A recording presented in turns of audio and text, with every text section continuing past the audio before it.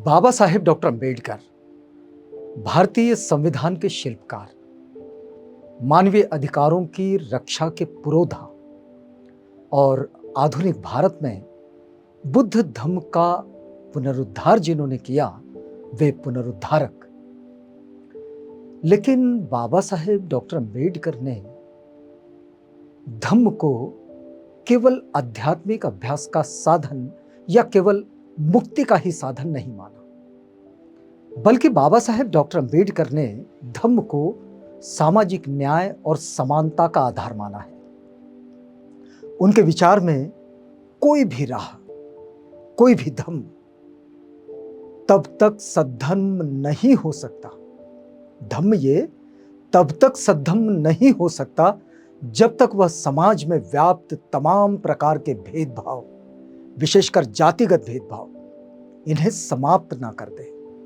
और शायद यही वजह है कि बाबा साहेब डॉक्टर अंबेडकर ने अपने कालजयी रचना द बुद्ध एंड हिज धम्मा में इस विषय पर पूरा एक अध्याय लिखा है। धम्म तभी सद्धम्म हो सकता है जब वह तमाम सामाजिक भेदभाव मिटा दे। इस शीर्षक के साथ बाबा साहेब ने एक बड़ा अध्याय लिखा है बुद्ध एंड हिज धम्मा में। बाबा साहेब डॉक्टर अंबेडकर ने अपने जीवन में भेदभाव को बड़ी गहराई से देखा है, उसे महसूस भी किया। वर्ण व्यवस्था ने समाज में दबे कुचले लोग जो है, इन हाशिए के लोगों को, महिलाओं को, श्रमिक वर्ग को किस प्रकार दोयम दर्जे का जीवन जीने के लिए विवश कर दिया है, यह बाबा साहेब ने देखा। और तब बाबा साहेब कहते हैं कि धर्म अगर अन्याय का समर्थन करता है तो वह धर्म नहीं, अधर्म है।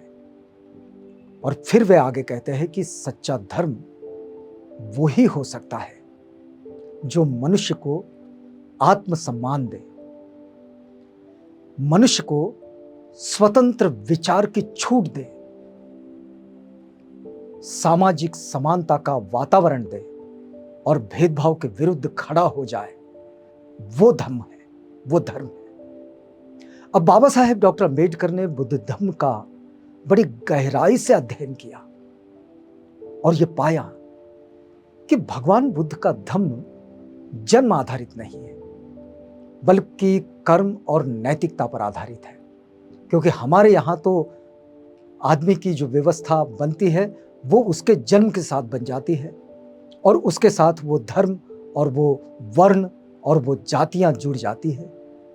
लेकिन बाबा साहेब ने ये देखा कि धम्म बुद्ध का ये जन्म पर नहीं, ये कर्म और नैतिकता पर आधारित है।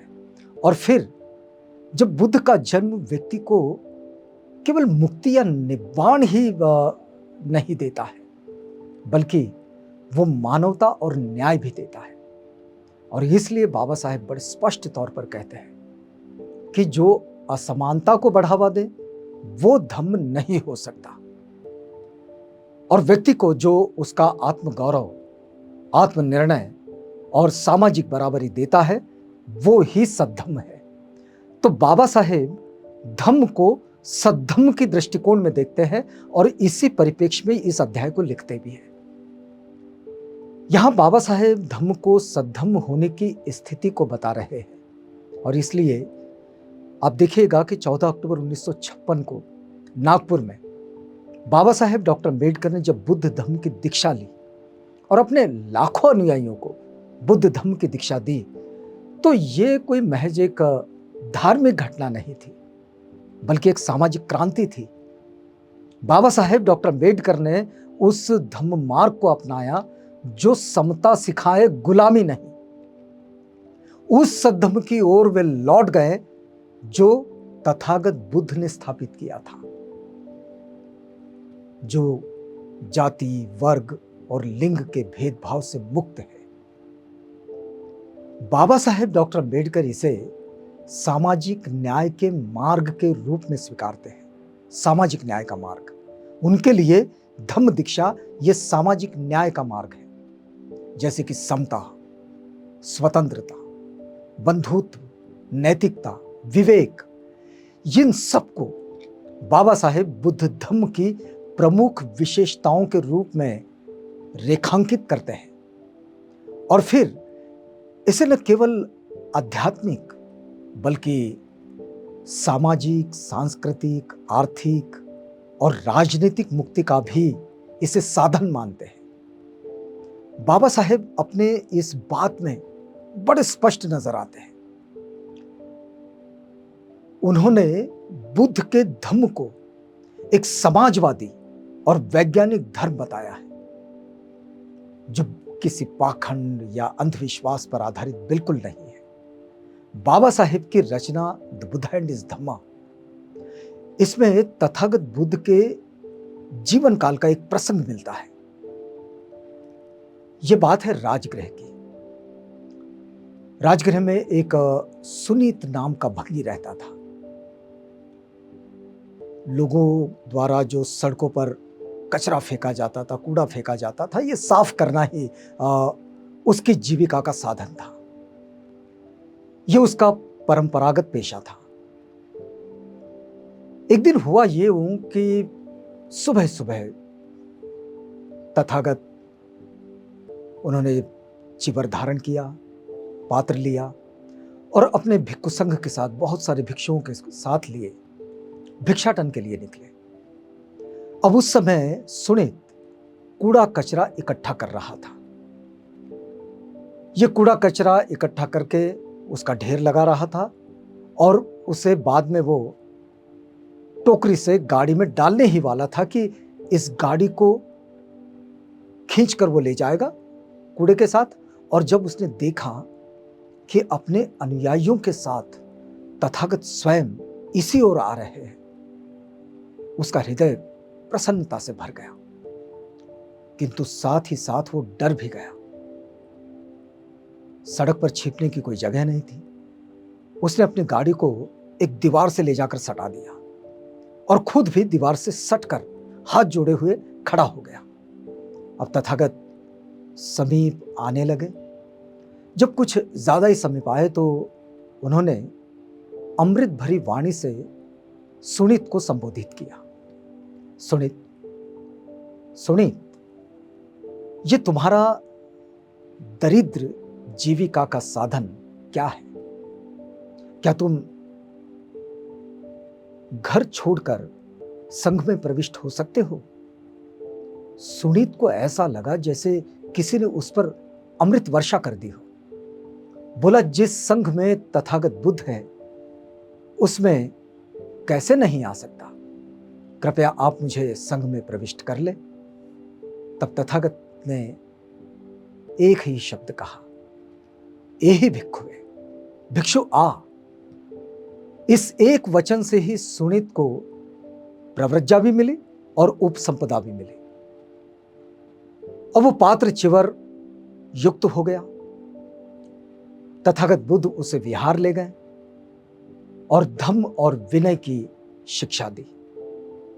शील, संयम और दमन से प्राणी शुद्ध हो जाते हैं।